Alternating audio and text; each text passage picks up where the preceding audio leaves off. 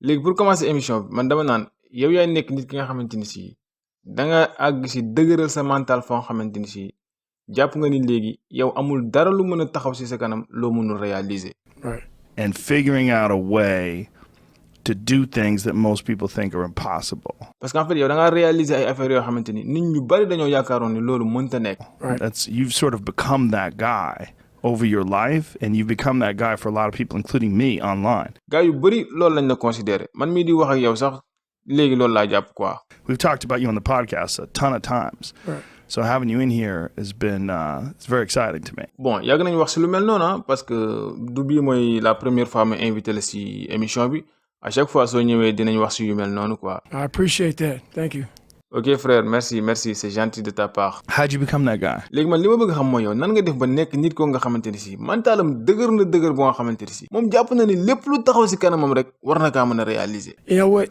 I grew up not that guy. Tu sais xoolal avant ñuy sori si waxtaan bi xamal benn affaire xamal ni man màgguma rek mel noonu man meluma woon noonu. Yeah. So a lot of people put a title on me. gars yu bëri instant yi nii dañuy jël ay titres di ma ko coller. They want to they see me now. parce que instant yi nii ñoom sama réussite lañu gis maanaam niveau bi ma aksi instant yi nii niveau boobu noonu lañu gis. They see me now as the guy that with his shirt off who can do 4,030 pull. maanaam ñu gis nit ki nga xamante ni si il est capable de faire plus de 4030 tractions en moins de 24 heures. You run 205 miles in 39 hours. ñu considéré ma aussi comme nit ki nga xamante ni si mën na daw ay plus de 240 kilomètres en moins de 24 heures. Who can do all this crazy shit. maanaam waajal nga xamante ni si daal il est capable de faire des choses incroyables. But what they don't understand is they don't understand the journey. mais problème bi nag xam moom mooy lan mooy gars yi ñoom gisuñu voyage bi ma def avant may agsi si niveau bi ma agsi nii. And what got me to this point was I was just the opposite of what I am today. Ça, gars yi na nga xam ne man instant yi j'étais l'opposé de ce que je suis en ce moment là maanaam li ma nekk instant yi nii contraire bi laa nekkoon avant may nekk nit ki ma nekk nii. I was that guy who ran away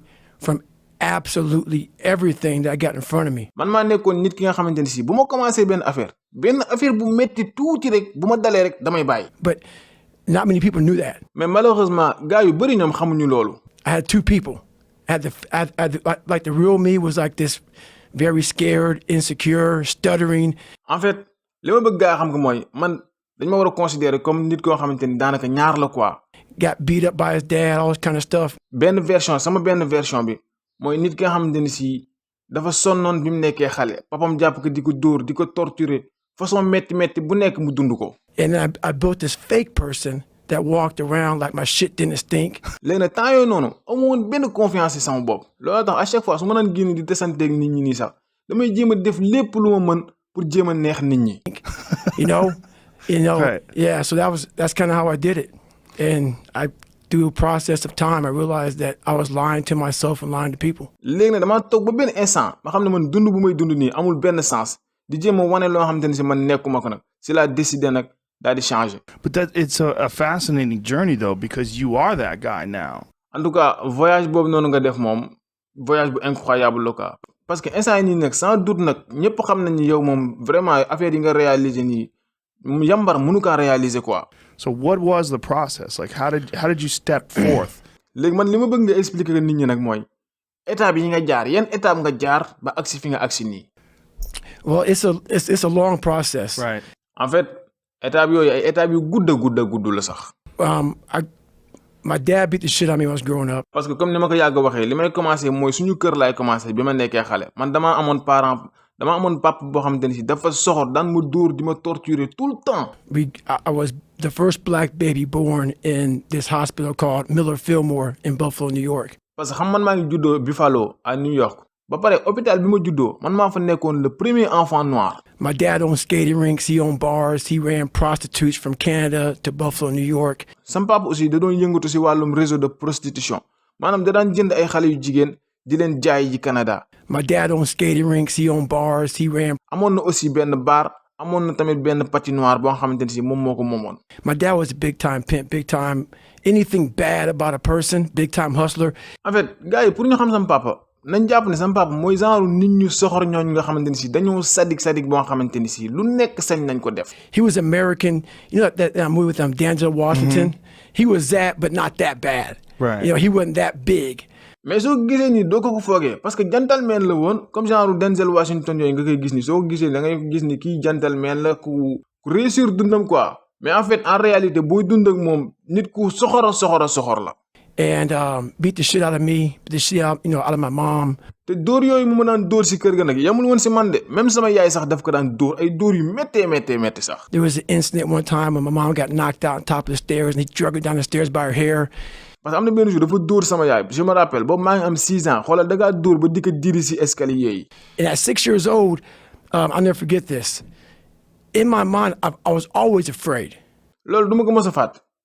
ji nga man su ma daan nekk suñu kër ni ma nekkee xale billahi tout le temps dama daan tiit tout le temps et chaque instant damay tiit ne sama papa dina ñëw dóor ma. My whole life I was afraid, but I had this fucking voice, this conscience that would always be battling me, saying, "Hey, you got to get up and do something." loolu moo tax bi ma commencé màgg à chaque fois heure bu ma toogee rek sama xel day am benn baat buy wax si sama bopp nan ma saway jugal nga jéem a changer sa bopp instant li nga nekk nii war nga si génnal si li nga nekk nii. I didn't want to do shit. I was just afraid, but I would that voice would force me to get up. parce que xamal ne nag man bëgguma woon def dara man damaa ragaloon xam nga boo ragal ni da ngay perte confiance mais baat boobu noonu moo ma mayul jàmm tout le temps muy wax ak man. And I have a big time learning disability because my dad didn't believe in us going to school. ba pare aussi non seulement dama amoon ay problème foofu noonu si kër ga mais aussi dama amoon ay problème xel pour jàng mënu ma woon jàng sama xel bi daanul jàpp dara. So the skating rink opened about 7 o'clock at night and this is when the time I was able to walk.